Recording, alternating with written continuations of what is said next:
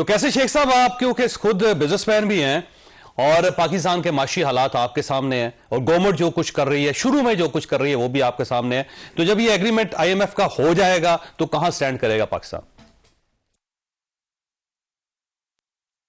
बिस्मिल्लाहिर्रहमानिर्रहीम।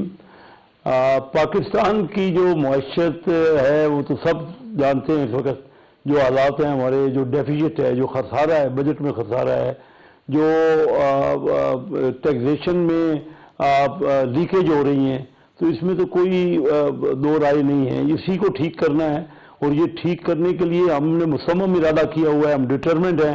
और मैं ये समझता हूँ कि ख़ास तौर पे जो हम ये शुरू की हमारी गवर्नमेंट और जो कॉन्फिडेंस किया गया, चैलेंज कबूल किया हमने और जल्द, ये तो मैं नहीं कह रहा था फौरी तौर पे, क्योंकि इकोनॉमिक इम्प्रूवमेंट होने में वक्त लगता है।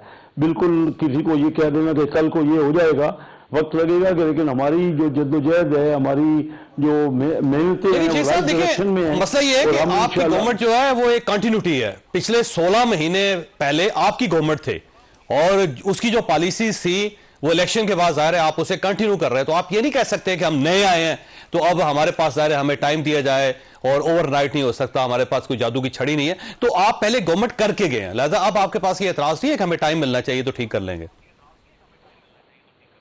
नहीं, क्यों नहीं है इतराज? आप तो बड़े समझदार हैं और समझते हैं मुल्कों की इकानमी को ठीक करने में डिकेड्स लगती हैं।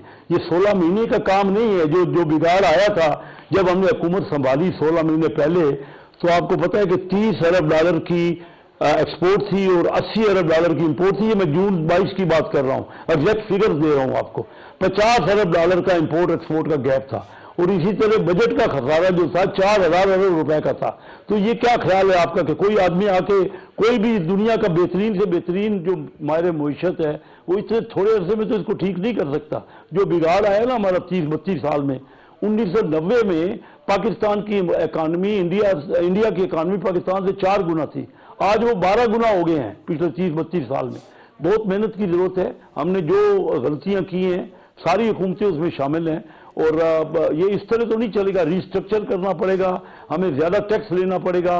अमीर की जो मराहत हैं, मैं खुद उस तबके से तल्लुक रखता हूँ, मैं चैम्बर ऑफ कॉमर्स इंडस्ट्री का प्रेसिडेंट रहा हूँ कराची का, तो मैं समझता हूँ जो मराहत हैं वो आम आदमियों को देना पड़ेगा। SMEs के लिए हमें ज्यादा कर्जे देने और दे रहे हैं, हम शुरू कर रहे हैं, उस तरफ हमने आगाज कर दिया है।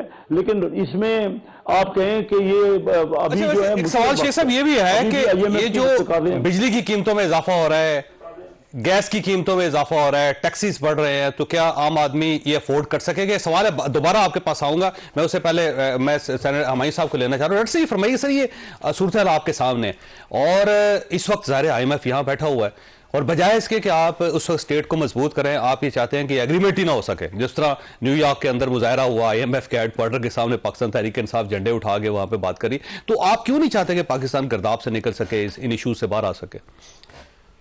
बिस्मिल्लाहिर्रहमानिर्रहीम, इय्याका नअबुदु व इय्याका नस्तईन। देखिए, इस तरह अभी कैसर शेख साहब ने एक बात की है। उन्होंने कहा कि 1990s में पाकिस्तान से इंडिया 4 गुना बेहतर था। 1980 में प्रॉब्ली शायद पाकिस्तान इंडिया से 1.5 टाइम्स बेटर होगा या जरा बेहतर ही था।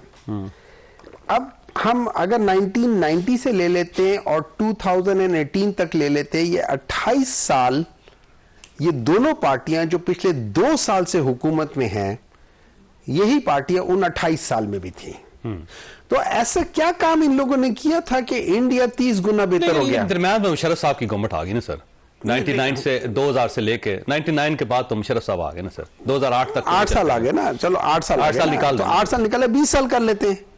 इन 20 साल में ये क्या ऐसी बात हुई थी कि ये लोग नहीं कर सके थे? और ये याद रखिए, IMF की बात करते हैं, मेरे ख्याल में 24 IMF के प्रोग्राम्स हैं, उनमें से सिर्फ एक जो थे मियां नवाज शरीफ साहब के जमाने में वो कंप्लीट हुआ था, बाकी कोई नहीं कंप्लीट हुआ, खत्म हो गया बल्कि सारे। अच्छा, जो पाकिस्तान तहरीक इंसाफ के टाइम का जो IMF का प्रोग्राम था उसमें 6 या 6 समथिंग बिलियन डॉलर से, और ये 3.5 साल में पाकिस्तान तहरीक इंसाफ ने सिर्फ $3 बिलियन लिए, हाफ लिए, बाकी तो लिया नहीं है। नहीं, वो इसलिए आपने डिले कर दिया था ना सर। देखिए, इट डजंट मैटर, आपने इतना डिले कर दिया कि आप फिर उनकी कंडीशंस मानने पे मजबूर हो। इस तरह है कि पाकिस्तान तहरीक इंसाफ ने, ये याद रखें, जैसे ये कह रहे हो, बिल्कुल सही कह रहे हैं कि ये जो इकोनॉमीज होती है ये 1-2 दिन में नहीं चेंज होती हैं, ये इनको टाइम लगता है।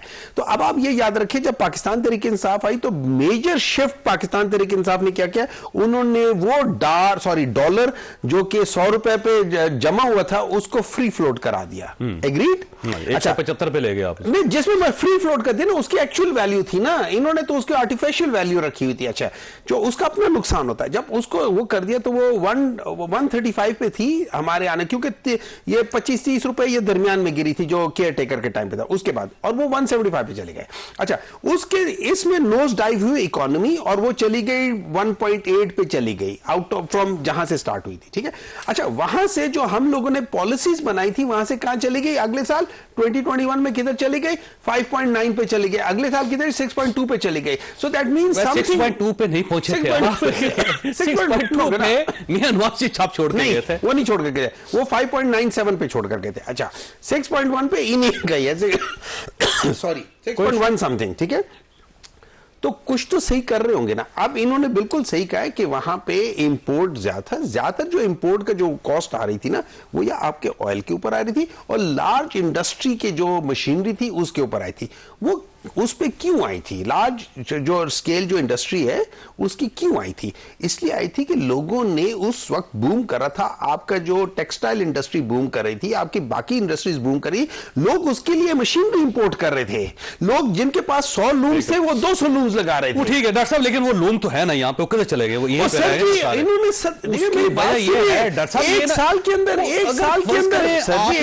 कमाल कर दिया तो कमाल रहता ना, वो 16 महीने के अंदर ही गायब हो गया। डॉक्टर साहब वैसे कमाल कर रहे हैं। जब दो नालायक लोग इकट्ठे हो जाए तो फिर क्या होता है, उससे बड़ी नालायकी होती है। 6.1 से -0.17 पे चले गए। Do you know that's the biggest fall ever in the history of Pakistan. अच्छा वैसे कैसे साहब ये देखें, एक तो ये बात डॉक्टर साहब की एक दुरुस्त है कि अगर हम गवर्नमेंट्स का दुरानिया निकालें तो आप लोग ही हुकूमत में रहे हैं, पीपल्स पार्टी रही आप रहे हैं और फिर आप इकट्ठे रहे हैं और अब आप फिर इकट्ठे हैं, तो ये नहीं कहा जा सकता कि ये किसी और की जिम्मेदारी है। तो ये जिम्मेदारी भी आपको कबूल करनी पड़ेगी। आज अगर माशी हालात खराब है तो उसके जिम्मेदार आप हैं।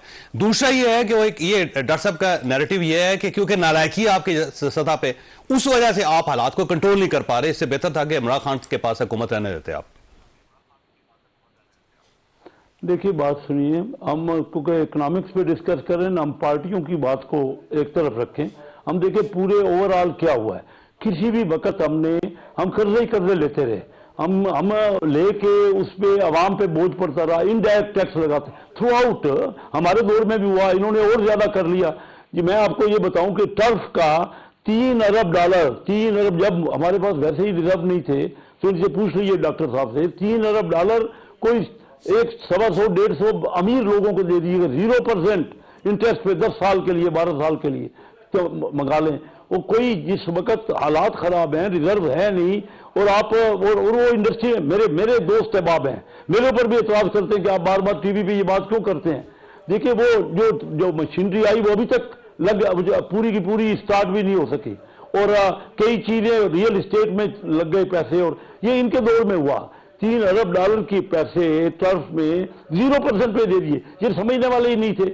हमें तो चाहिए कि आम आदमी पे जो इंजन ऑफ ग्रोथ होता है, जो मिलियंस लोग हैं, यानी कोई छोटी छोटी कंपनियां या करोड़ हैं, तो उनको पैसा देते। कर्जा इस वक्त अभी भी 93% कर्जा सिर्फ अमीर आदमियों को मिलता है। मियां शहबाज शरीफ साहब ने सही कहा कि हम जो मराहत हैं जो जा रही हैं अमीर आदमी को, और जो मराहत याफ्ता तबके को, जो अमीर टैक्स देता है वो तो ठीक है, और जो उसको टैक्स भी बचा रहा है, और उसमें हमें फैसला करना पड़ेगा ना कि क्या करें। हम उन लोगों में कर्ज दें, उनको सहूलियात दें। हम जैसे मियां नवाज शरीफ साहब ने कहा कि काश्तकारों को हम ये प्रोवाइड करें।